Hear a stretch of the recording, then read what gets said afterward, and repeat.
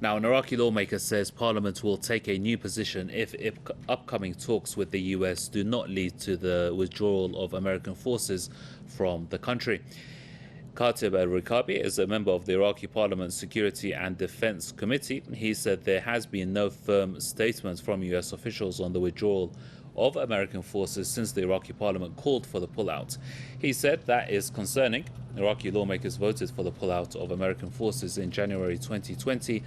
That came after a US drone strike near Baghdad killed top Iranian General Qasem Soleimani and senior Iraqi commander Abu Mahdi al-Muhandis.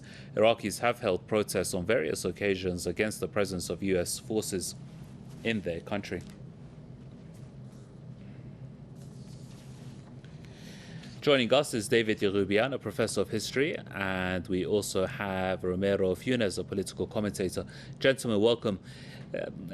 David, you know the U.S. argument for its military presence in Iraq is to train the local Iraqi army. But the last time against Daesh, the last time Daesh came to town, the U.S. trained Iraqi army did a fabulous job. They all fled. You know, you had the commanders fled, ghost soldiers, if you recall, leaving foot soldiers to the slaughterhouses. Enter Lieutenant General Qasem Soleimani and his small team of military advisors who taught Iraqi military commanders something about bravery on the battlefield.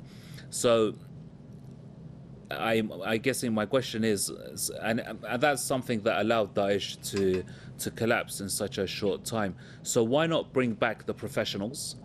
Of course, America assassinated Iran's war hero, General Qasem Soleimani, but there are others. Should Iraq need assistance, it could ask its neighbor for professional advice, not a country some 11,000, I think, kilometers away. I believe that the purpose of the maintenance of U.S. troops in Iraq is not to provide for Iraqi security, either in the short or the long term, and specifically against the forces of ISIS, which the United States, through its invasion and occupation of Iraq, and as well the setting up of the military that you mentioned, and essentially the staging of material for the Takfiri terrorists of ISIS to pick up in their assault on both the people and governments of Syria as well as Iraq.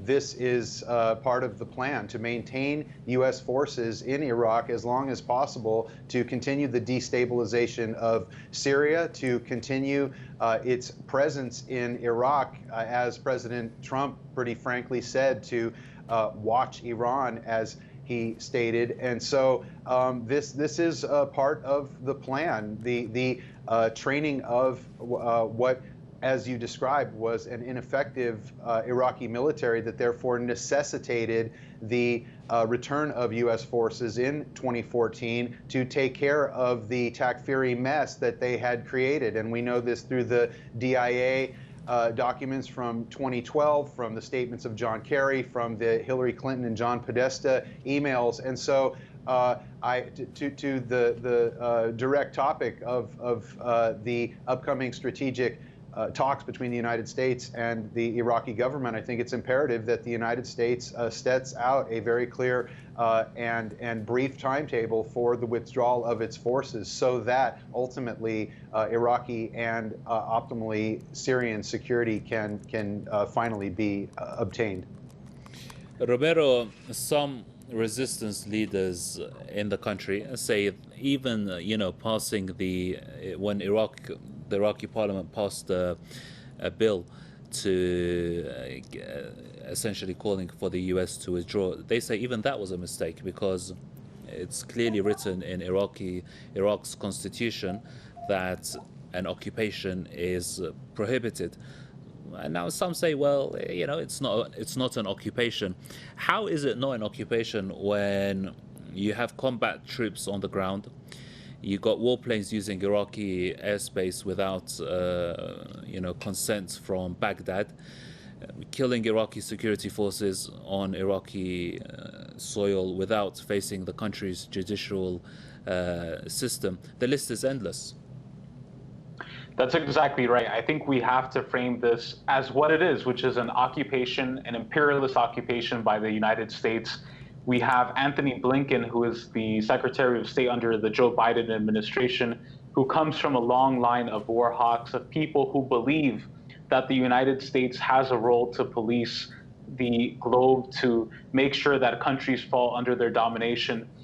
In this case, their role is a little different. I think the Biden administration, the Democrats, they maintain the same policies as the Republicans of invasion, of occupation.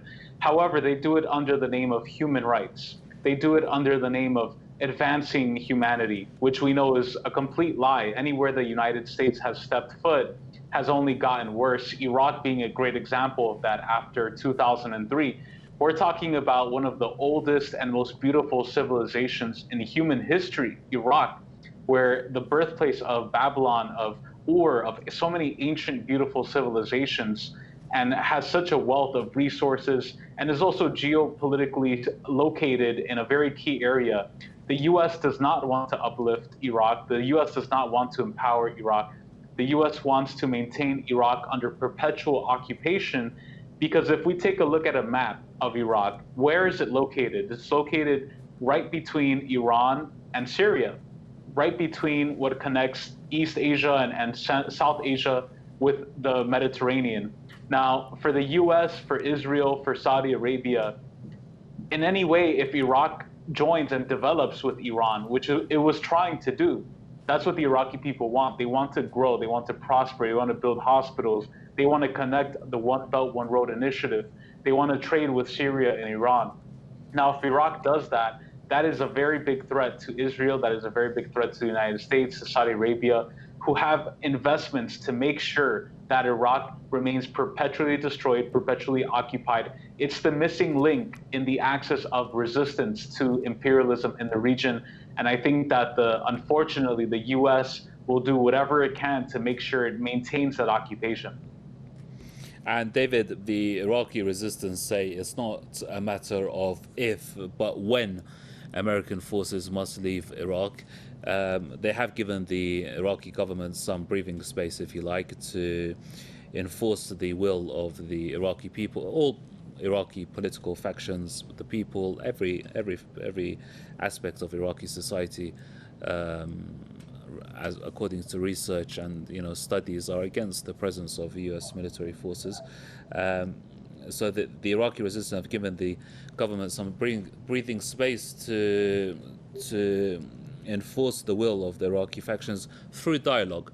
So would it not be wise for Washington to use these upcoming talks to pack up their bags and leave, and essentially avoid a bloodbath? This would be very wise, and the empire would have the excuse that this was the will of the Iraqi government, which again, with the propaganda, the U.S. fully supports, and therefore, because they made this decision, however unfortunate, the U.S. is now going to pull out. This would be the smart thing to do. This would be the logical thing to do. Unfortunately, the American government is completely dysfunctional. It is agreement incapable, and it is continuing on the Trump administration global tear for increasing imperial power and American military aggression, American economic aggression. And so, again, this would be the wise thing to do. Ultimately, when that breathing room that you mentioned is no longer provided, things are going to heat up quite a bit, and one only needs to remember the resistance of 2005, 2006 to understand the extent to which Iraqis can be effective in putting the hurt on and ultimately ejecting colonial occupiers. So there is a window here where the United States could do the smart thing, the thing that would be legal under international law, and especially because there is no status of forces agreement between the U.S. government and the Iraqi government right now. But I don't believe that the United States is going to act accordingly. Okay, gentlemen, good discussion. Let's thank our guests for their time. David Rubiano, Professor of History, and we also had Romero Funes, political commentator. And dear viewers, that brings an end to this edition of the News Review.